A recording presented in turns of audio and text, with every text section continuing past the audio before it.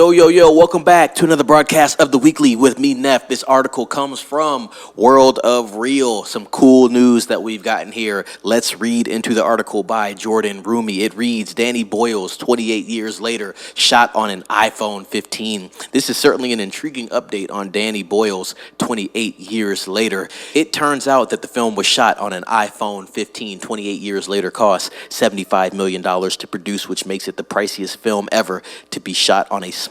Boyle was aided by his go-to cinematographer, Anthony Dodd Mantle. Principal photography for 28 years later wrapped in August of this year, and apparently the cast and crew had to sign NDAs not to reveal the film was shot with smartphones. However, the use of an iPhone 15 on Boyle's upcoming sequel was today confirmed by Wired by several people connected with the film. 2002's 28 Days Later was shot on digital, one of the first Hollywood films shot with a Canon XL1. Ever since then, digital has become the norm for many filmmakers. There have only been a handful of notable films to have been shot on an iPhone, including Sean Baker's Tangerine, which released in 2015, Steven Soderbergh's Unsane in 2018, but these indies only had a fraction of the budget Boyle is using on 28 Years Later. 28 Years Later is set to star Jodie Comer, Ralph Fiennes, and Charlie Hunnam. Cillian Murphy, who starred in the original, is said to have a very small role in the film. Plot details are being kept under wraps. Nia DaCosta is currently shooting the follow-up titled 28 Years Later,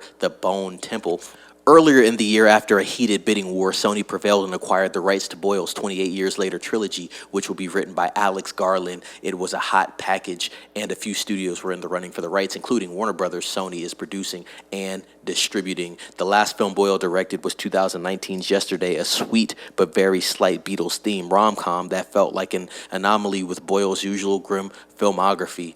That wraps up that article, guys. Very interesting. He might be trailblazing the way for using iPhone 15s to shoot major films. $75 million budget is not a small budget whatsoever. Pretty tame compared to what we've been seeing in Hollywood lately, but $75 million on an iPhone, that's a lot of money. So we shall see the final product of this film when it does hit theaters. I believe the release date is going to be sometime next year. Don't quote me on that, but I do believe 28 Years Later comes out next year. Very interesting, in the article, there were some details about Cillian Murphy's his role in this film, and it seems like he's not going to be in it as much as maybe people are expecting. So I'm very interested to see what role he takes in this film. He was the centerpiece of the first film, and so, I wonder what they're going to do with his character here. I don't know if he's going to be maybe more of a cameo, or if he's going to pop in and kind of just be like, oh, I know about this, I know about that, here's some information, and then they focus on a new cast. That could be what they're going to do moving forward with this. And it's also interesting to hear that they're actually trying to